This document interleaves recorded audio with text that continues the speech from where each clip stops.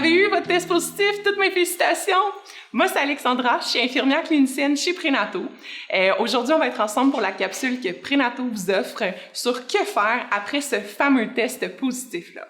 Donc, la première étape, ce serait vraiment de débuter la prise d'acide folique. Si c'est pas déjà fait, comme vous savez, on espère que vous l'ayez pris au moins 3 mois avant de concevoir, mais si c'est pas fait, il faut débuter aujourd'hui. Donc, rendez-vous à votre pharmacie pour aller chercher le nécessaire et on souhaite que vous la preniez pour toute la grossesse et ce jusqu'à la période d'allaitement également. Ensuite, une fois que c'est fait, on détermine le terme approximatif de votre grossesse.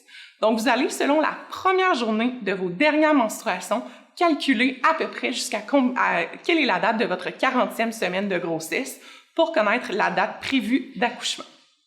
Une fois que c'est fait, on va se tourner vers la recherche d'un professionnel. Donc, il en existe plusieurs vers qui vous pourriez vous tourner. Donc, il y a notamment les médecins. Pour ce qui est des médecins, ça peut être un médecin de famille, un médecin accoucheur, donc un médecin de famille qui fait des accouchements dans un hôpital, ou bien un gynécologue qui est vraiment spécialiste au niveau de toute la santé sexuelle de la femme et de l'accouchement, par exemple. Pour les contacter, vous pouvez vous référer, par exemple, à votre médecin de famille si vous en avez un. Contactez les cliniques avoisinantes de votre région pour leur demander s'ils ont de la place, si vous pouvez être sur une liste d'attente ou quoi que ce soit, afin de leur démontrer votre intérêt. Ensuite, il existe les sages-femmes.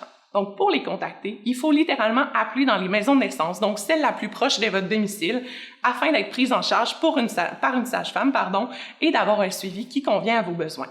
Finalement, vous pourriez également être prise en charge par une infirmière praticienne spécialisée, donc une IPS, les fameuses super infirmières qui ont une expertise au niveau des suivis de grossesse.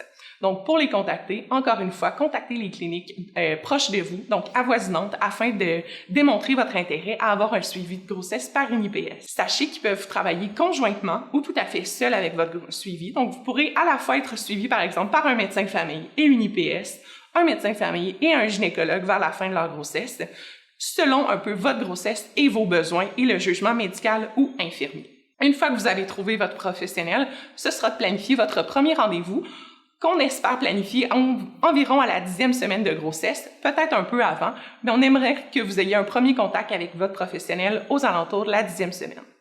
Par la suite, l'espacement entre vos rendez-vous va être de 4 à 6 semaines et davantage vers la fin du 3e trimestre, donc avoisinant le 32-36 semaines, les rendez-vous devraient se rapprocher aux 2 semaines et puis à chaque semaine jusqu'à votre accouchement afin d'avoir un bon suivi de votre bébé et de